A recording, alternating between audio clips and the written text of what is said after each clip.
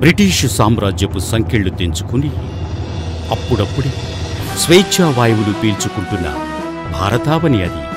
1949వ సంవత్సరంలోనే విజ్ఞానమే భవిష్యత్తు తరాలను భావి భారత పౌరులుగా తీర్చిదిద్దుతుందనే భావించారో ఏమో తెలియదు కానీ ఆనాడే సరస్వతీపుత్రుడైన శ్రీ కొలసాని వెంకట సుబ్బయ్య గారు కొంతమంది మిత్రుల సహకారంతో తమ ఆలోచనలను ఆచరణలో పెట్టారు.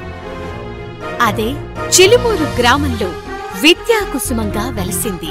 అదే శ్రీరామ రూరల్ కళాశాల. సుమన్ టీవీ ప్రేక్షకులకి నమస్కారం.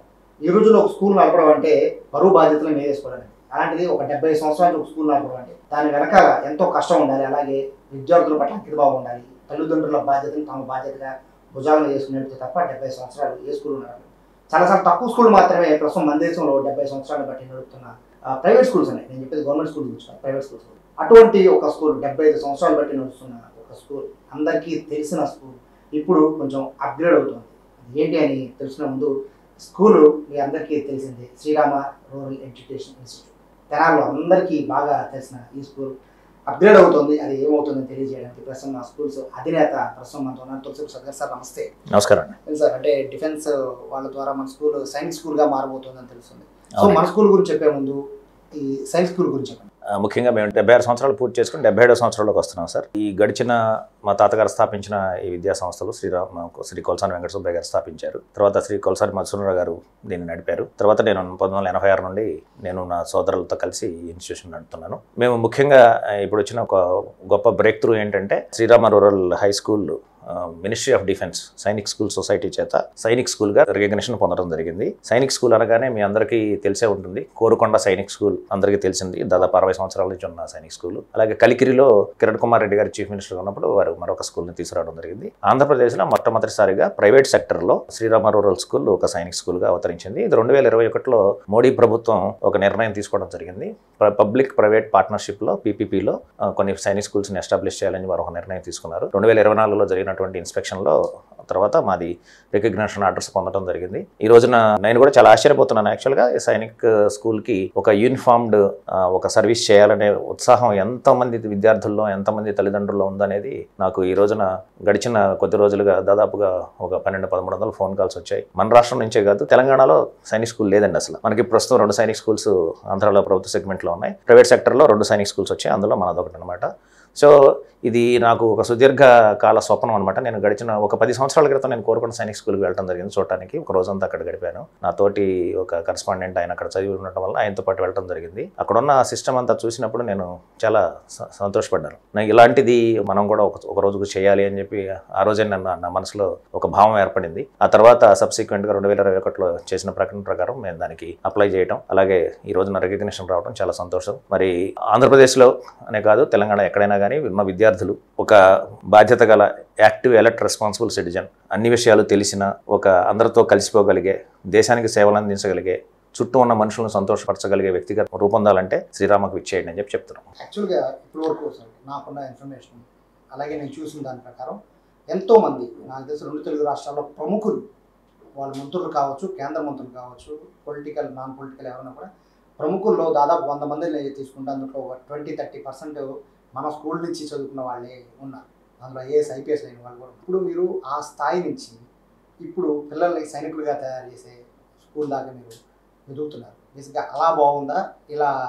ఇలా కూడా అంటే గడిచిన కొద్ది దశాబ్దాలుగా మేము చేస్తున్న పని ఎప్పటికప్పుడు అప్గ్రేడ్ అవుతూనే ఉన్నామండి. నేను 1986లో వచ్చాను ఇక్కడికి. నేను ఆర్ఈసీ వరంగల్లో ఎంటెక్ చేసి ఇక్కడికి వచ్చాను. 1987లో బహుశా రాష్ట్రంలో మొట్టమొదటిసారిగా ఒక స్కూల్లో మేము కంప్యూటర్ సెంటర్ సెటప్ చేయడం జరిగింది. ఆ రోజు నుంచి ఈ రోజు దాకా కూడా టెక్నాలజికల్ పరంగా ఎటువంటి మార్పులు చేర్పులు వచ్చినా కూడా వాటిని వెంటనే అడాప్ట్ చేసి ఈ స్కూల్కి తీసుకొచ్చి మన విద్యార్థులకు అందుబాటులో తీసుకురావాలి. అదే తీరుగా మేము గడిచిన కొద్ది సంవత్సరాలుగా సెంట్రల్ గవర్నమెంట్ ఆఫ్ ఇండియా నీతి ఆయోగ్ మాకు ఒక 20 lakhs శాంక్షన్ చేయడం జరిగింది. దాంతో మేము మన రోబోటిక్స్, డ్రోన్స్, 3D ప్రింటింగు, ఇట్లా ఆర్టిఫిషియల్ ఇంటెలిజెన్స్, స్క్రాచ్ కోడింగ్ ఇటువంటి అంశాలలో మా గడిచిన 5-6 సంవత్సరాలుగా విద్యార్థులకి కోచింగ్ ఇస్తున్నాం.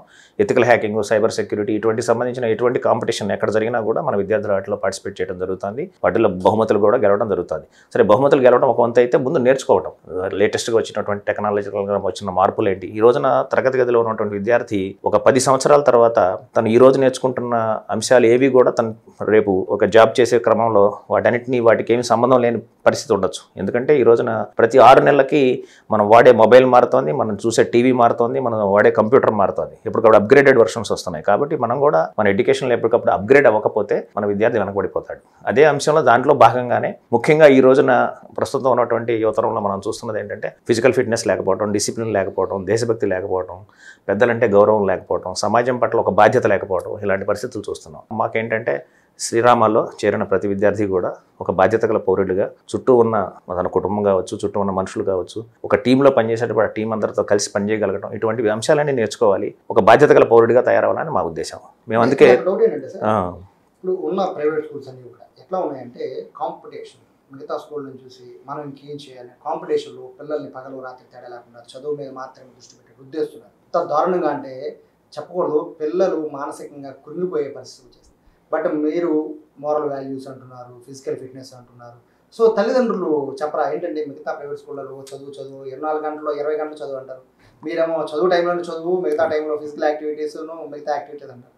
సో తల్లిదండ్రులు ఏమంటుంటారు? శ్రీరామాల నుంచి విద్యార్థి వెళ్తాడు కానీ విద్యార్థుల నుంచి శ్రీరామ బయటకు వెళ్ళదు. సో ఎక్కడికి వెళ్ళినా కానీ శ్రీరామ గురించి మంచిగా చెప్పుకోవడం, ఎందుకంటే ఇక్కడ ఉన్న ఏర్పడినటువంటి అనుబంధాలు, వాళ్ళ ఉపాధ్యాయులు ఏర్పడినటువంటి ఆ ప్రేమ, అనురాగం, భయం అన్నీ ఒక సమపాళలో ఉంటాయి. కాబట్టి విద్యార్థి బయటకు వెళ్ళినా కూడా శ్రీరామాన్ని ఎప్పుడు మర్చిపోడు. సో మేము ఇక్కడ ముఖ్యంగా తల్లిదండ్రులకు ఏం చెప్తామంటే మీరు మార్కులు అడగండి, మార్పులు అడగండి. మార్కులు కాదు, మార్పులు ముఖ్యం. విద్యార్థి ప్రవర్తనలో మార్పు రావాలి, హ్యాండ్ రైటింగ్లో మార్పు రావాలి, స్పెల్లింగ్ మిస్టేక్స్ తగ్గాలి, కాంప్రహెన్షన్ పెరగాలి, చదివినప్పుడు అర్థం చేసుకోగలిగిన శక్తి పెరగాలి. సో ఇటువంటి అంశాల మీద మేము వాళ్ళకి అవగాహన కల్పిస్తాం. అందుకనే మేము ఇక్కడ మాకు ప్రోగ్రెస్ రిపోర్ట్ అనే సిస్టమ్ లేదండి. మేము వచ్చిన తర్వాత విద్యార్థిని కూర్చోబెట్టి ఆ విద్యార్థి గురించిన పాజిటివ్ అంశాలు ఏవైతే ఉన్నాయో, ఏవైతే మార్పులు వచ్చినాయో వాటిని గురించి విద్యార్థి ముందు మేము డిస్కస్ చేస్తాం. విద్యార్థిలో ఉన్న లోపాల గురించి విద్యార్థి లేకుండా ఉపాధ్యాయులతో మాట్లాడి అవి ఎలా సరి చేయాలి, ఏం చేయాలని దాని గురించి ఒక పాజిటివ్గా, ఒక కన్స్ట్రక్టివ్ వేలో మనం అసెట్ అయినట్టుగా మనం వర్క్ చేయాలి. మనం విద్యార్థిని నుంచోబెట్టి నువ్వు పనికిరావు, నువ్వు వెనకబడ్డావు, నువ్వు ఎలా అయిపోతావు అని మాట్లాడటం పూర్తిగా బాధ్యత రహితం. ఈ రోజున 8వ తరగతిలోనో 7వ తరగతిలోనో 10వ తరగతిలోనో విద్యార్థి 10 సంవత్సరాల తర్వాత ఏం కాబోతున్నాడని డిసైడ్ చేయడానికి మీకు నాకు ఎవరికి హక్కు లేదండి. ఎందుకంటే ప్రతి విద్యార్థి కూడా భవిష్యత్తులో ఒక ఉన్నతమైన స్థానానికి చేరతాడనే ఒక ఆశావాహ దృక్పథంతోనే మనం పనిచేయాలి. ఎందుకంటే ఆ విద్యార్థి చదువులో రాణించకపోవచ్చు, వివిధ అంశాలలో తనకు ప్రావీణ్యత ఉంటుంది. ఆ ప్రావీణ్యతను ఉపయోగించుకుని తన పైకి రావడానికి అవకాశం ఉంది. దాన్ని మనం దృష్టిలో ఉంచుకోవాలి. కాబట్టి అరే నువ్వు పనికిరావురా అని ఎవరిని అనడానికి మనకు హక్కు ఉందని నేను అనుకోనండి. తర్వాత ముఖ్యంగా మనం విద్యార్థితో, ఈ ఏజ్ గ్రూప్తో ఉన్న విద్యార్థులతో మనం డీల్ చేసేటప్పుడు ఎంపతి అంటే నేను ఆ విద్యార్థి స్థానంలో ఉంటే, ఆ వయసులో ఉంటే ఇది జరిగినప్పుడు నేనేమనుకుంటాను అనే ఒక ఆలోచన చేయగలగాలండి. సింపతి వేరు, ఎంపతి వేరండి. ఎంపతి అంటే మనం ఆ పరిస్థితిలో ఉంటే మనం ఏం చేస్తాం. సో ముఖ్యంగా విద్యార్థి ఆ దశలో చాలా టెస్టోస్టెరాన్స్, ఆ కెమికల్స్ బాగా బాడీలో ఉంటాయి, చాలా ఇంపేషెంట్గా ఉంటాడు, తొందరపాటుగా ఉంటాడు, ఉద్రేకంగా ఉంటాడు. వీటన్నిటిని కూడా మనం ప్రాపర్గా ఛానలైజ్ చేసి ఏదైతే వాడి దగ్గర శక్తి ఏదైతే ఉందో ఆ శక్తిని ఒక ఆట మీద, ఒక చదువుల మీద, ఒక క్రియేటివ్ వర్క్ మీద, వాటి మీద డైవర్ట్ చేసినట్టయితే వాడు మంచి అద్భుతమైన వ్యక్తిగా తీర్చిదిద్దబడతాడు. ఇప్పుడు ఉన్న కాంపిటీషన్ స్కూల్లో మార్కులే ప్రామాణికం. ఎన్ని ఎక్కువ మార్కులు వస్తే పిల్లవాడికైనా స్కూల్కి అంత పేరు చేసే పరిస్థితి ఉంటుంది. మీరు మొదటి చెప్పిన మోరల్ వాల్యూస్ ఇవన్నీ నేర్పిస్తున్నారు కదా. అంటే తల్లిదండ్రుల నుంచి స్కూల్లో జాయిన్ చేయాలంటే తల్లిదండ్రులు ఒకటే చూస్తారు సార్, మీ స్కూల్లో ఎన్ని మార్కులు వచ్చాయి, ఎంత పర్సెంటేజ్ ఉంది అనిపిస్తారు, పిల్లలు ఎంత బాగా ఎదుగుతున్నారు అని ఆలోచించారు కదా. నేనంటుంది మీరు రెసిడెన్షియల్ స్కూల్ మీది, సో పిల్లలు ఇక్కడే వదిలేసి బాధ్యతగా మీ దగ్గర నుంచి తల్లిదండ్రులు వెళ్ళిపోతారు. సో కేరింగ్ ఎలా ఉంటుంది, వాళ్ళ ఎడ్యుకేషన్ కోసం మీరు ప్రత్యేకంగా ఎటువంటి చర్యలు తీసుకుంటారు? సో మనం ఎప్పుడైతే ప్రతి విద్యార్థిని ఒక వ్యక్తిగా, ఒక ఇండివిజువల్గా ఎప్పుడైతే మనం గుర్తిస్తామో అప్పుడే మనకి ఆ విద్యార్థి గురించిన సమస్యలన్నీ అర్థమవుతాయండి. ఇప్పుడు మనకేమవుతుందంటే ఒక క్లాస్లో ఒక 40 మంది ఉంటే 40 మంది వ్యక్తుల సమూహం, 40 మంది వ్యక్తిత్వాల సమూహం అది. సో ప్రతి వ్యక్తికి ఉన్న వ్యక్తిత్వాన్ని బట్టి ఒక విద్యార్థి ఉంటాడు, ఒక పల్లెటూరు నుంచి వస్తాడు, ఒక డిఫరెంట్ సామాజిక నేపథ్యం నుంచి వస్తాడు, ఫ్యామిలీలో వచ్చిన డిస్టర్బెన్స్ ఉండొచ్చు, రకరకాల నేపథ్యాల నుంచి వస్తారు. సో మనం ముఖ్యంగా విద్యార్థిని చూడగానే మనకు ఆ విషయాలన్నీ గుర్తుంచుకోవాలండి. ఆ విషయాలన్నీ కూడా గుర్తుండాలి మనకి. ఇప్పుడు ఈ అంశాలన్నీ మన మనసులో ఉంటే ఆ విద్యార్థిని మనం పలకరించినప్పుడు ఎప్పుడైతే విద్యార్థి మన దగ్గర ఉన్న ఇంటెంట్, ఉద్దేశం, ఉపాధ్యాయులకి, ఈ మేనేజ్మెంట్కి నాకు బాగా చదువు రావాలి, నేను ఒక మంచి మనిషిగా తీర్చిదిద్దబడాలనే ఒక సిన్సియారిటీ వీళ్ళ దగ్గర ఉంది, వీళ్ళు నన్ను అలా తయారు చేయడానికి వీళ్ళు ప్రయత్నం చేస్తున్నారు అని ఎప్పుడైతే గుర్తిస్తాడో అప్పుడు మా మీద గౌరవం కలుగుతుంది. తనకి గౌరవం కలిగిన వ్యక్తి చెప్పిన పని చేయడానికి ఎవరైనా ఇష్టపడతారు. సో మేము విద్యార్థిని అలా ముందు మాకు ట్యూన్ చేసుకుంటాం. మేము ఎవరన్నా స్టూడెంట్ కనిపిస్తే బాగున్నావా అని అడుగుతాం తప్పితే బాగా చదువుతున్నావా అని అడగం. ఎందుకంటే మనం మీరు 4 సార్లు కనిపించాలంటే 4 సార్లు చదువుతున్నావా అని అడిగితే వాడు 5వ కనపడి పక్కకు పోతాడు. ముందు విద్యార్థి బాగుండాలి. వాడు ఫిజికల్గా, వాడు చేసే భోజనం కావచ్చు, వాడు ఉండే వసతి కావచ్చు, ఇవన్నీ కూడా కంఫర్టబుల్గా ఉంటే వాడు అప్పుడు చదువుకు వస్తాడు. మన ప్రియారిటీస్ ఎలా ఉంటాయి? తల్లిదండ్రుల ప్రియారిటీస్ చదువు తర్వాత మిగిలిన విషయాలు. కానీ ఆ వయసులో ఉన్న విద్యార్థికి ముందు వాడి కంఫర్ట్, ఒక వారంలో ఉందనుకోండి, వాడికి కావాల్సిన ఎంటర్టైన్మెంట్, ఆ స్పోర్ట్స్, ఆ ఫిజికల్గా స్పెండ్ చేయడం, ఆ ఎనర్జీని, ఇవన్నీ అవసరం వాడికి. ఇవన్నీ ఎప్పుడైతే ఉంటాయో వాడు అప్పుడు కంఫర్టబుల్ అవుతాడో అప్పుడు వాడు చదువు మీద ఫోకస్ చేస్తాడు. ఇవి లేకుండా మనకి ఈ రోజున ఏం జరుగుతుందంటే, బయట మీరు ఇందాక అన్నారు డే స్కాలర్ స్కూల్స్ ఉన్నాయనుకోండి, ఆ విద్యార్థికి స్కూల్లో ఒక ప్రపంచం ఉంటే బయట బస్సులోను, బయట స్నేహితులు, రోడ్డు మీద ఉన్న వాళ్ళు, వీళ్ళందరితో ఇంకో ప్రపంచం అయితే ఇంటి దగ్గర ఒక ప్రపంచం. ఇది 3 ప్రపంచాల కలయిక. ఇక్కడ రెసిడెన్షియల్ అయ్యేసరికి ఇదంతా ఒకటే ప్రపంచం. ఇక్కడ ఒక రెజిమెంటేషన్ ఉంటుంది. ఉదయం ఇంటికి లేవాలి, ఈ టైంకి ఈ పని చేయాలి, ఈ టైంకి ఈ పని చేయాలి అని చెప్పి వాడికి ఒక రొటీన్ ఫిక్స్ అయి ఉంటుంది. ఇక్కడ మాకు ఉదయం విద్యార్థులు లేవగానే ఫిజికల్ ఎక్సర్సైజ్ చేయడం, ఒక స్టడీ అవర్ అటెండ్ అవ్వటం, న్యూస్ పేపర్ చదవటం, బ్రేక్ఫాస్ట్ చేయటం, క్లాస్ వర్క్కి రావటం, క్లాస్ వర్క్ తర్వాత మళ్ళీ గేమ్స్కి వెళ్ళటం, గేమ్స్ తర్వాత మళ్ళీ కాసేపు స్టడీ అవర్స్, అట్లా అంటే వాడికి ఆ హోల్ డే కూడా ఒక రెజిమెంటెడ్ టైంలో అంతా ఒక టైం ఫిక్స్ అయ్యి ఉంటుంది కాబట్టి ఆ రొటీన్కి అలవాటు అవుతాడు. నా బాబుని తీసుకొచ్చి మీ చేతిలో పెడుతున్నాను, సో 24 గంటలు నా పిల్లడి మీద ఆలోచన ఉంటుంది. సో ఇక్కడ ఎలా ఉంటుంది అనేది మీరు తల్లిదండ్రులు అలౌ చేస్తారా? అంటే కనీసం ఒక పూటన్నా ఉంచితే పిల్లవాడు ఏం చేస్తున్నాడని తెలిసి పరిస్థితి. చాలా ప్రైవేట్ స్కూల్లో గేట్ బయటే, అంటే బయట ఒక రిసెప్షన్ రూమ్లో కూర్చోబెట్టేసేసి పిల్లవాడికి కాస్త పౌడర్ వేసి తీసుకొచ్చి చూపిస్తారో అలా కాదు. మీరు రావచ్చు, మా క్యాంపస్ అంతా తిరగచ్చు, మీ పిల్లవాడు ఏవైతే ఎక్స్పీరియన్స్ అవుతున్నాడో ఇక్కడ ఆ అంశాలన్నింటినీ కూడా మీరు కూడా స్వయంగా చూసి ఒక పూట భోజనం చేసి ఇక్కడ ఉండి అన్ని విషయాలు అన్నీ బాగున్నాయి అనుకుంటేనే మీ విద్యార్థిని మీరు చేర్చండి అని చెప్తాం. అంతేగాని మేము విద్యార్థి అడ్మిషన్ కోసం తొందరపడం. ఎందుకంటే ఎన్నో సంవత్సరాల నుంచి విద్యా సంస్థ నడుస్తుంది. ఇక్కడ ఈ విద్యా సంస్థలో ఉన్నటువంటి పరిస్థితులు, ఇక్కడ ఉన్నటువంటి రొటీను, ఇక్కడ ఉన్నటువంటి ఫుడ్, ఈ కంఫర్ట్స్ ఇవన్నీ కూడా మీ వాడికి సరిపోతాయా లేదా అనేది మీరు ఒక ఆలోచన చేసి దాన్ని బట్టి నిర్ణయం తీసుకోమని చెప్తాం. అంతేగాని వాడిని తొందర పెట్టి మనం అడ్మిషన్ చేయమని చెప్పి అడగం. తర్వాత విద్యార్థికి 300 రోజుల పాటు యాజమాన్యం కానీ ఇక్కడ పనిచేసే ఉపాధ్యాయ బృందం కానీ ఎప్పుడు కూడా టచ్లో ఉంటారు. ప్రతి విద్యార్థిని పేరు పెట్టి పలకరించే చనువు ఉంటుంది. విద్యార్థిని చూడగానే వాడు ఏ ఊరు నుంచి వచ్చాడు, వాళ్ళ నేపథ్యం ఏంటి, అదంతా కూడా గుర్తుంటుంది. ఇదంతా కూడా మనం ఆ విద్యార్థికి ఎప్పుడైతే ఇదంతా క్రియేట్ చేస్తామో వాడు ఆటోమేటిక్గా మనుషులకి మనసులకి దగ్గర అవుతాడండి. వాడు ఎప్పటికే మర్చిపోడు. ఇదే మీరు వేల మంది సంఖ్యలో ఉన్న 100ల కొద్ది బ్రాంచ్లు ఉన్న ఇన్స్టిట్యూషన్లో పెడితే వాడికి ఒక రోల్ నెంబర్ అవుతాడేమో తప్ప వాడికి ఎటువంటి ఇండివిజువల్గా గుర్తింపు ఉండదు. అదొక క్రైసిస్. అది ఇక్కడ ఒక డౌట్ ఏంటంటే సార్, ప్రైవేట్ స్కూల్ అంటే తప్పుగా అనుకోవద్దు, ప్రైవేట్ స్కూల్ ఎట్లా ఉంటుందంటే పబ్లిసిటీ బీభత్సంగా ఉంటుంది. ఎడ్యుకేషన్ సంగతి సెకండ్ విషయం. పబ్లిసిటీ బాగున్నప్పుడు అన్ని స్కూళ్ళు కూడా వాళ్ళు ర్యాంకుల్లో కూడా చూపించుకుంటారు. అంటే మీరు 75 సంవత్సరాలు అవుతుంది, ఎందుకని పబ్లిసిటీకి దూరంగా ఉంటున్నారు కానీ అడ్మిషన్లు మాత్రం అద్భుతంగా అయిపోతుంది? సీక్రెట్ తెలిస్తే మిగతా స్కూల్ కూడా ఫాలో అవుతారు. అంటే ఇక్కడి నుంచి మా ఫాదర్ డైలాగ్ అండి. మా ఫాదర్ అనేవాళ్ళు, శ్రీరామాల నుంచి బయటికి వెళ్ళే వాళ్ళంతా కూడా శ్రీరామ అంబాసిడర్స్ రా అని చెప్పేవాళ్ళు. ఆయన ఒక విద్యార్థి ఇక్కడ ఉండి ఒక 4 సంవత్సరాలు 5 సంవత్సరాలు చదువుకున్న తర్వాత ఇక్కడ తను అనుభవించిన విషయాలన్నింటినీ కూడా మనసుకు దగ్గరగా తీసుకుని ఇక్కడ ఉన్న ఉపాధ్యాయులతో ఒక అనుబంధం ఏర్పరచుకొని, యాజమాన్యంతో ఒక అనుబంధం ఏర్పరచుకొని బయటకు వెళ్ళేటప్పుడు ఇగో నా వాళ్ళను వదిలేసి నేను బయటకు వెళ్తున్నాననే ఒక భావంతో బయటకు వెళ్తాడు. అందుకని ఎన్ని సంవత్సరాలు గడిచినా కూడా విద్యార్థులు మమ్మల్ని మర్చిపోరు. మీకు ఒక చిన్న ఉదాహరణ చెప్తారు. నేను 86లో వచ్చాను. 86లో వచ్చినప్పుడు ఉన్న విద్యార్థులు 89లో 10th క్లాస్ రాశారు. వాళ్ళు ఈ మధ్య ఒక 15-20 మంది స్టూడెంట్స్ వచ్చారు. వాళ్ళంతా ఎక్కడెక్కడో ఉన్నారు. వాళ్ళంతా డాక్టర్స్, సాఫ్ట్వేర్ ఇంజనీర్స్, ఒక అతను ఇక్కడ కేంబ్రిడ్జ్లో పనిచేస్తారు. వీళ్ళందరూ కలిసి అనుకుని వచ్చారు. ఎన్ని సంవత్సరాల తర్వాత? 89 తర్వాత దాదాపు 35 సంవత్సరాల తర్వాత వచ్చారు. వచ్చి వాళ్ళకి అప్పట్లో తెలుగు టీచ్ చేసిన ఆచార్య గారు 1980 నుంచి ఆయన తెలుగు చెప్తున్నారు. ఆ మాస్టర్ని తీసుకొచ్చి ఆయనకి ₹1,00,000 నగదు బహుమతి ఇచ్చారు. ఆ విద్యార్థులు ఆ రోజుల్లో అక్కడ మాకు డబ్బు కట్టే చదువుకున్నారు. మేము గర్వించే అంశం ఏంటంటే ఆ విద్యార్థులు బయటకు వెళ్ళినా కూడా శ్రీరామ వాళ్ళ నుంచి బయటకు వెళ్ళలేదు. శ్రీరామ మీద వాళ్ళకున్న ప్రేమ గౌరవం తగ్గలేదు. ఈ రోజున మీకు ఎన్ని చోట్ల రెసిప్రొకేషన్ జరుగుతుందో మీకు ఒక అవగాహన ఉండే ఉంటుంది. సో ముఖ్యంగా మేము ఆ భావన, ఇది మా స్కూలు, మా మాస్టర్ అని ఇటువంటి భావం ఇప్పుడు ఇవన్నీ గడిచిన 20-25 సంవత్సరాలుగా వచ్చిన కార్పొరేటైజేషన్ ఏదైతే ఉందో ఆ కార్పొరేటైజేషన్లో భాగంగా పాఠశాలలో చదివే విద్యార్థి ఏమనుకుంటున్నాడంటే నేను డబ్బు కడుతున్నాను కాబట్టి వీళ్ళు నా చదువు చెప్తున్నారు అంటే ఫోకస్ అంతా కూడా డబ్బు మీదకి వచ్చేసింది. ఇంతకుముందు అలా కాదు. గురుగారు ఏం చెప్తున్నారు, గురుగారు వాళ్ళకి చెప్పారు, గురుగారు ఈ పని చేయమన్నారు, గురుగారు ఇది చేయాలి మనం, ఇటువంటి ఒక పవిత్రత ఉండేది ఈ గురు శిష్యుల మధ్య అనుబంధంలో, స్కూల్కి విద్యార్థికి ఉండే అనుబంధంలో. ఇవంతా కూడా పూర్తిగా లాస్ట్ అండి. అయినా కూడా ఈ రోజుకి మేము పూర్తిగా అదే అంశం మీద చాలా ఆశాభావంతో విద్యార్థులు మంచి మనుషులుగా తయారవ్వాలి, మంచి మార్కులు తెచ్చుకునే మిషన్లుగా కాదు. వాడు రేపు సాఫ్ట్వేర్ ఇంజనీర్ అవుతాడేమో కానీ అమ్మా నాన్నని ప్రేమగా పలకరించిన వాడు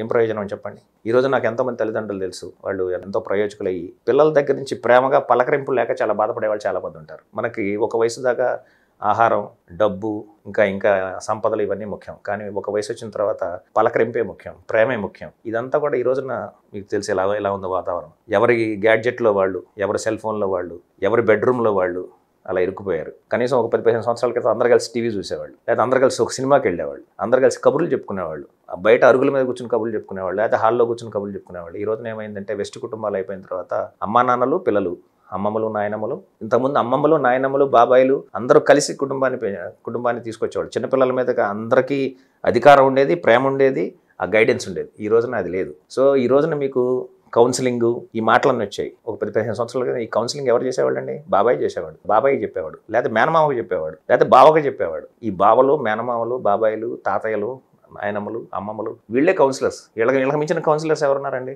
ఈ రోజున కౌన్సిలింగ్ తీసుకోవాల్సిన అవసరం ఏముందండి? అంటే కుటుంబ వ్యవస్థలో వచ్చిన మార్పులు అంటే ఈ రోజున ఆధునికీకరణ జరిగింది, ఉద్యోగాల కోసం అందరూ పట్టణాలకు వెళ్ళటం జరుగుతుంది. సో ఇది కూడా మనం యాక్సెప్ట్ చేయాల్సిన రియాలిటీయే. కానీ పిల్లలు వేరే స్కూల్లో చదివి మీ దగ్గరకు వస్తారు కొంతమంది, అంటే ఎల్కేజీ నుంచి రాకపోయినా ఒక 4th, 5th, 6th, బట్ అక్కడ ఎడ్యుకేషన్ సిస్టమ్గా అలవాటు పడి ఉంటారు. మీరు ఇలా మోరల్ వాల్యూస్ నేర్పించాలి, సమాజంలో ఎలా బ్రతకాలి, ఎలా జీవించాలి, ఇవి కూడా కలిపి నేర్పిస్తూ ఉంటారు. పిల్లల్లో ఏంటి స్కూల్ డిఫరెంట్గా ఉంది, ఏంటి ఇవన్నీ నేర్పిస్తున్నారు అనే క్వశ్చన్ ఏమైనా వచ్చినాయి? అంటే నేను చాలామంది అడుగుతారండి, మాకు ఇట్లా ఎప్పుడు చెప్పలేదు సార్ అంటారు. ఇప్పుడు మనం చదువు అంటే ఒకటే సార్, తప్పు ఒప్పు ఏంటో తెలుసుకోవటం, మంచి చెడు ఏంటో తెలుసుకోవటం. ఈ తప్పు ఒప్పుల్లో నేను చాలామంది చాలా పెద్ద ప్రోగ్రెస్ రిపోర్ట్లో చాలా మంచి మార్కులు తీసుకొస్తారు. నా ప్రోగ్రెస్ రిపోర్ట్ పక్కన పెట్టి తెలుగులో నీ గురించి, మీ కుటుంబం గురించి ఒక వ్యాసం రాయి, ఇంగ్లీష్లో ఒక చిన్న వ్యాసం రాయి, ఇట్లా రాయిస్తాను. అంటే వాడిలో భావ వ్యక్తీకరణ, భాష వాటి మీద పట్టుందా లేదా? మాకు ఆయన అవసరం లేదు. మాకు నువ్వు 9th క్లాసులో పలానా పాఠం నుంచి పలానా అట్లా అడగం. వాడికి ఆ బేసిక్గా ఎలిమెంటరీగా అవి ఉన్నాయా లేదా చూస్తాం.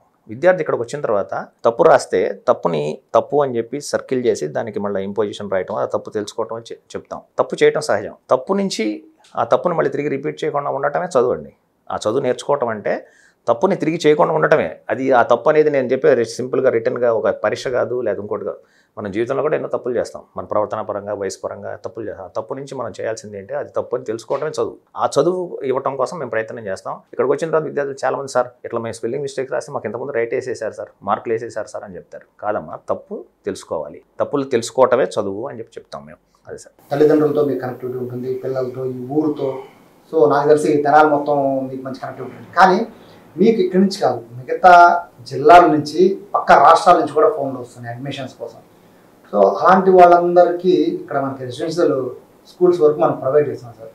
ఇక్కడ ఏంటంటే మిగతా జిల్లాలకి తీసుకువెళ్ళాలి అనే ఆలోచన చాలా మందిలో వచ్చింది. నేను కొంతమంది అడిగితే వాళ్ళు కూడా అన్నారు, ఎందుకంటే సింగిల్ స్కూల్తో ఆగిపోయారు, మిగతా జిల్లాలో ఎందుకు పెట్టారు అనేది. సో దాని మీద ఏం చెప్తారు? ఎందుకంటే మీరు ఎక్స్ప్లెయిన్ ఎందుకు చెప్పారు?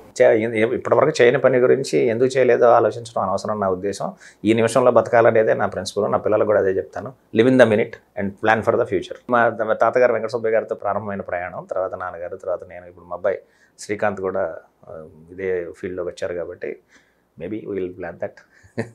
సో ఇప్పుడు ఆల్రెడీ మీకు నడుస్తున్న స్కూల్, సో ఇప్పుడు కొత్తగా మీరు సైన్స్ స్కూల్ కూడా ఇంకా దాన్ని హై లెవెల్లో తీసుకెళ్ళిపోతున్నారు. ఎవరైతే ఇందులో చేరాలి, అడ్మిషన్ కావాలి అనుకున్న వాళ్ళకి, బేసిక్గా ప్రైవేట్ స్కూల్లో మీకు తెలియదే ఉంది సార్, ఒక 3-4 స్టెప్పులు దాటి కలవాల్సి ఉంటుంది.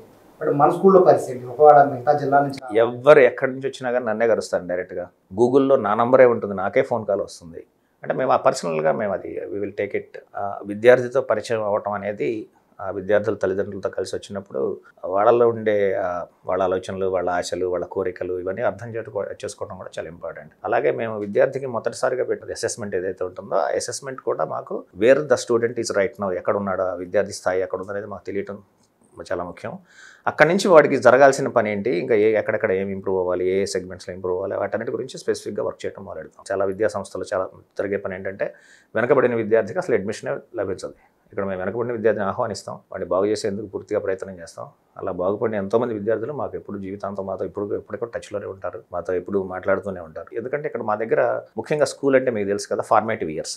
ఆ ఫార్మేటివ్ ఇయర్స్లో వాళ్ళ మెదడు మీద ఒక బలమైన ముద్ర వేసి, అది ఒక మంచి ముద్ర, మంచి మార్పులు, మంచి ప్రవర్తన, ఆ చదువు గురించిన అంశాలు, వీటన్నిటి గురించి ఒక బలమైన ముద్ర వేస్తే అది వాళ్ళ జీవితం అంతా కూడా క్యారీ అవుతుంది. మీరు చూడండి, స్కూల్లో చెప్పిన ఉపాధ్యాయులు గుర్తుంటారు, ఇంటర్మీడియట్లో చెప్పిన విద్యార్థులు కొంత గుర్తుంటారు, డిగ్రీ చెప్పిన విద్యార్థులు దాదాపుగా గుర్తున్నారు. అంటే మనకు ఎప్పుడైతే మనకు ఒక ఆలోచన, మనం ఒక మనిషిగా తీర్చిదిద్దబడే సమయంలో మన మీద ఎవరైతే బలమైన ఇంప్రెషన్స్ వేస్తారో, ఎవరైతే కొట్టిన మాస్టర్ కూడానండి, మాస్టర్ కొట్టుండొచ్చు, తిట్టుండొచ్చు, కానీ వాళ్ళ గురించి కూడా చాలా మంచి జ్ఞాపకాలు పెట్టుకునే అవకాశం ఉంటుంది స్కూల్ విద్యార్థులకు. అందుకని ముఖ్యంగా ఈ విద్యార్థులను తీర్చిదిద్దే ఈ సమయంలో ఫార్మేటివ్ ఇయర్స్ ఏవైతే ఉన్నాయో 3 సంవత్సరాల నుంచి దాదాపుగా 6, 7, 8 తరగతులు వచ్చేసేసరికి విద్యార్థికి ఒక వ్యక్తిత్వం అనేది ఏర్పడిపోతుంది. అది మంచి వచ్చాడో ఏంటో అది మనం తర్వాత భవిష్యత్తులో చెప్పగలం. కాబట్టి ఆ సమయంలో మనం విద్యార్థికి అందించవలసినటువంటి మన ఏవైతే బాధ్యతలు, పనులు, వాడికి ఉన్న హక్కులు, వాడి చుట్టూ ఉన్న ప్రపంచం, వీటన్నిటి గురించి వాడికి ఒక అవగాహన కల్పిస్తే వాడు ఒక మంచి మనిషి అవుతాడు. మేము ఇక్కడ మా విద్యార్థులకి మేమేం చెప్తామంటే, మేము ఇచ్చే ఎక్స్పోజరు, మేము ఇచ్చే వాళ్ళకి ఇచ్చే నాలెడ్జ్, వీటన్నిటిని బట్టి what you want to be in the future. So you have to plan for yourself, not your father, not your mother, not your uncle. వాళ్ళకి అది ప్లాన్ చేయాల్సింది. నీకున్న శక్తి ఏంటి, నీకున్న ఎబిలిటీస్ ఏంటో నువ్వు అర్థం చేసుకో. ఏదైతే ఇంట్రెస్ట్గా ఉందో దాని గురించి నువ్వు ఒక నిర్ణయం తీసుకునే స్థాయికి రావాలంటే వీడికి ఎక్స్పోజర్ కావాలి. వీడు ఒక 4 యూనివర్సిటీలు తిరగాలి, 4 చోట్లకు వెళ్ళాలి, 4 కాంపిటీషన్స్కి వెళ్ళాలి, కాంపిటీషన్స్లో గెలవాలి, ఓడిపోవటం కూడా ఒక గొప్ప గుర్తింపు. నేను మా విద్యార్థులకి ఫ్రీక్వెంట్గా చెప్పే ఒక శుద్ధి జోక్ అనుకోండి, అమ్మ అట్టేస్తుంది, మొదటట్టు మాడుద్ది, అది పక్కన పెట్టేస్తుంది, తర్వాత 2 అట్టు. అమ్మ మొదటట్టు మాడిందని ఆత్మహత్య చేసుకోదు కదా, 2 అట్టు 3 అట్లు అన్నీ వేసి పెట్టుద్ది కదా, మొదట చిన్న అట్టేస్తారు, చూసారు కదా, తీసి పక్కన పెడతారు. అంటే ఏ ప్రయత్నం చేసినా కూడా ఆ ప్రయత్నంలో ఫెయిల్యూర్ కూడా ఒక భాగమే. మనం రోజు ఆడతాం అనుకోండి, ఒకరోజు గెలుస్తాం, ఒకరోజు ఓడిపోతాం. జీవితం అంటేనే అది. జీవితం అంటే గెలుపోవటంల సమ్మేళనం. ఈరోజు మనం ఏదో చేస్తున్నామంటే, అద్భుతంగా పైకి వెళ్తామంటే అక్కడ ఏదో చిన్న ఎదురు దెబ్బ తగులుతుంది. ఆ ఎదురు దెబ్బ నుంచి మనం ఇంకా పైకి వెళ్ళడానికి ఏం చేయాలో నేర్చుకోవాలి. అంతేగాని ఐఐటీలో చేరి 3వ సంవత్సరంలో పలానా సబ్జెక్టులో మార్కులు తక్కువ వచ్చిన బిల్డింగ్ నుంచి పడి దూకి చనిపోయే టెంపర్మెంట్తో పిల్లల్ని పెంచడం ఎంతవరకు కరెక్ట్ అండి? పిల్లవాడు పెరిగే క్రమంలో కేవలం ఫిజిక్స్, కెమిస్ట్రీ, మ్యాథ్స్లు నేర్చుకోవడమే కాదు, ఎలా బతకాలో కూడా నేర్చుకోవాలి, ఎలా బతుకుని ఎదిరించాలో కూడా నేర్చుకోవాలి. ఒక సిచ్యువేషన్ వస్తే ఆ సిచ్యువేషన్లో ఎలా బలంగా నిలబడాలో కూడా నేర్చుకోవాలి. అంతేగాని ఈ రోజు నాకు ఇది జరిగింది కాబట్టి నేను ఓడిపోయాను అనుకుని జీవితాన్ని ముగించేద్దామంటే అది కరెక్ట్ కాదు కదా. ఆ టెంపర్మెంట్ పిల్లలకు నేర్పించాలి. పిల్లలు చెప్తారు, ఫైనల్గా చెప్పండి, చూస్తున్న వ్యూవర్స్కి, అందులో తల్లిదండ్రులకి చాలా మంది రాంగ్ స్టెప్ వేసి తప్పని పరిస్థితుల్లో ప్రైవేట్ స్కూల్లో చదివిన వాళ్ళు ఉన్నారు. సో వాళ్ళు మీలాంటి వాళ్ళని అప్రోచ్ అవ్వాలి, లేకపోతే వాళ్ళ పిల్లలు వెనకబడి ఉన్నారు, వాళ్ళకి ఏం చెప్తారు? అటువంటి తల్లిదండ్రులకి ఏమి చేయలేని నిస్సహాయ స్థితిలో ఉంటారు, తప్పని పరిస్థితిలో ఉంటారు. సో అటువంటి తల్లిదండ్రులకి సో జనరల్గా ఏం జరుగుతుందంటే, ఇది 40వ సంవత్సరం, 25 విద్యా సంవత్సరం, నేను స్కూల్లోకి వచ్చి 40వ సంవత్సరం. తల్లిదండ్రులకి, విద్యార్థులకి ఇంటిలో రకరకాల వాతావరణాలు ఉంటాయండి. ఇంట్లో చాలా గారాబం చేస్తారు ఒక వయసు వచ్చేదాకా, చాలా బాగా చూస్తారు. వాడికి ఐస్ క్రీమ్లు కావాలంటే ఐస్ క్రీమ్లు, సైకిల్ ఏం కావాలంటే అది కొనిస్తారు. వాడికి ఎప్పుడైతే టీనేజర్ అవుతాడో అక్కడి నుంచి వాడు సొంత అభిప్రాయాలు ఏర్పరచుకోవడం మొదలెడతాడు. ఈ సొంత అభిప్రాయాల మీద ఉండే ప్రభావం ముఖ్యంగా వాడు పెరిగిన ఆ ఊరు, ఆ బజారు, ఆ స్నేహితులు, వాళ్ళందరూ ఉంటాడు. వాడికంటే వయసులో పెద్దవాళ్ళ నుంచి వాడు ఇమిటేషన్తో నేర్చుకునే చెడు పనులు, మంచి నేర్చుకోవడం కష్టం, చెడు నేర్చుకోవడం తొందరగా నేర్చేసుకుంటారు. సో వీటి ప్రభావం ఎంతైనా ఉంటుంది. సో వీటి నుంచి బయటకు రావాలంటే వాడికి ఇమ్మీడియట్గా ఏదో కొత్త ప్రదేశం కావాలి. అక్కడ గడిచిన 19 సంవత్సరాలుగా ఎవరైతే విద్యార్థులు అల్లరి చేస్తారో, ఎవరైతే విద్యార్థులు చదువులు తక్కువగా ఉన్నారో, డిఫరెంట్ బ్యాచెస్లో వాళ్ళంతా నా ఫ్రెండ్స్. నాతో పాటు సాయంత్రం వాకింగ్కి వస్తారు, నాతో పాటు కబుర్లు చెప్తారు, అన్నీ చేస్తారు. ఎక్కడైతే మన విద్యార్థిని నువ్వు అల్లరి చేస్తున్నావు, నువ్వు చదవట్లేదు, నువ్వు పనికిరావు అని ఇట్లా ముద్రలు వేసి పక్కన పెడతామో అది చాలా ప్రమాదం. మా ఫాదర్ నాకు ఒకటి చెప్పారు, విద్యార్థి గురించి ఎన్నో విషయాలు మనకు తెలుస్తాయి, వాళ్ళ పేరెంట్స్ చెప్తారు, మీరు చెప్పినట్టుగానే బయట పెరిగినప్పుడు చాలా వాటన్నిటిని మనం గుప్పిట్లో ఉంచుకోవాలి. పిల్లవాడి ముందు మనం ఏమి ఎరగనట్టుగానే ఉండాలి. వాడిని నువ్వు మీ ఇంటి దగ్గర ఇలా చేసావు, నువ్వు ఇలా చేసావు, నువ్వు పనికిరావు అని మనం ముద్ర వేస్తే వాడు నిజంగా నేను పనికిరాను అనుకుంటాడు. సో మనం పాజిటివ్ అసర్షన్స్ వాడి మీద ఎలా మనం ఒక సానుకూలంగా మనం ప్రవర్తించి వాడిని దగ్గరకు తీసుకుని చేస్తే ఎవరైనా కానీ బ్రహ్మాండంగా బాగుపడతారు. నాతో పాటు ఖమ్మం నుంచి ఒక విద్యార్థి చదువుకున్నాడు, ఆయన పేరు కూడా చాలా మంది తెలుసు. ఆయనకి ఈ రోజున చాలా మాల్స్ ఉన్నాయి, ఇంజనీరింగ్ కాలేజీలు ఉన్నాయి, చాలా ఉన్నాయి. తను 77లో నాతో పాటు ఇక్కడ చదువుకున్నాడు. చాలా ప్రతికూల పరిస్థితుల్లో ఇక్కడికి వచ్చాడు. తనని 2013లో ఇక్కడ ఒక ఓల్డ్ స్టూడెంట్స్ మీట్కి పిలిచావు. తను ఒక బెంచ్ కార్లో వచ్చాడు. తను చెప్పాడు, నేను ఇక్కడ చేరేటప్పుడు నా పరిస్థితి ఇది, నేను ఇక్కడ నేర్చుకున్న వాల్యూస్తో నేను ఈ రోజున ఇట్లా జీవితంలో పైకి వచ్చాను అని చెప్పి. సో ఎవరికైనా కానీ జీవితంలో మనం ఎవరైనా కావచ్చండి, వాడు ఇంకా ఇక్కడ నుంచి 10 సంవత్సరాల్లో బాగుండాలి, 5 సంవత్సరాల్లో బాగుండాలనే కోరుకుంటాం కానీ చెడిపోవాలని అనుకోం కదా. అంటే శ్రీశ్రీ సామెత ఉంది కదా, నువ్వు నిప్పులు కక్కుకుంటూ ఆకాశంలోకి వెళ్తే వీళ్ళే, నువ్వు రక్తం కక్కుకుంటూ రోడ్డు మీద పడిపోతే కూడా వీళ్ళే. అంటే ఈ సమాజం నువ్వు పైకి వెళ్ళినా చూసి సంతోషపడుద్దో అసూయపడుద్దో తెలియదు, కానీ నువ్వే మళ్ళీ ఈ రోడ్డు మీద కూడా పడిపోయి నాశనం అయిపోతే కూడా ఇదే సమాజం చూస్తూ ఉంటుంది. అందుకని మనం ఎవరికి వాళ్ళం మన కోసం బతకాలి, మన చుట్టూ ఉన్న వాళ్ళ కోసం బతకాలి, మన చుట్టూ ఉన్న సమాజం కోసం బతకాలి. ఈ అంశాలను పిల్లలకు నేర్పించడం చాలా ముఖ్యమండి. ఈ అడ్మిషన్ల కోసం కొంచెం హై రికమెండేషన్లు లేదా వాళ్ళతో వీళ్ళతో చెప్పించుకోవడాలు, ఎందుకంటే స్కూల్కి ఉన్న నేమ్ బట్టి ఉంటుంది. సో ఒకవేళ అడ్మిషన్స్ కావాలి, ఏంటి సార్ ప్రాసెస్? సార్ ఇప్పుడైతే సైనిక్ స్కూల్కి అయితే all India Sainik school entrance examination జరుగుతుంది. దాంట్లో క్వాలిఫై అయితే కౌన్సిలింగ్లో ministry of defence Sainik school society సీట్లు కేటాయిస్తుంది. ఒక 50% సీట్స్ మాకు మేనేజ్మెంట్ కోటా ఉంటాయి. ఎందుకంటే మా స్కూల్లోనే కింది తరగతి చదువుకుని ఉంటాడు కాబట్టి 5వ తరగతి 6వ తరగతికి మేము ప్రమోట్ చేసుకుని తను కూడా సైనిక్ స్కూల్ ఎగ్జామ్ రాయాల్సిందేను. రాసి ఆ విద్యార్థిని మేము ఎంచుకోవడానికి అవకాశం ఉంటుంది. ఎందుకంటే సేమ్ స్కూల్ కాబట్టి అట్లా 50% విద్యార్థులు మేము చేర్చుకోవడానికి అవకాశం ఉంటుంది. మేము జనరల్గా పాత విద్యార్థి రిఫరెన్స్ లేకపోతే పాత వాళ్ళ రిఫరెన్స్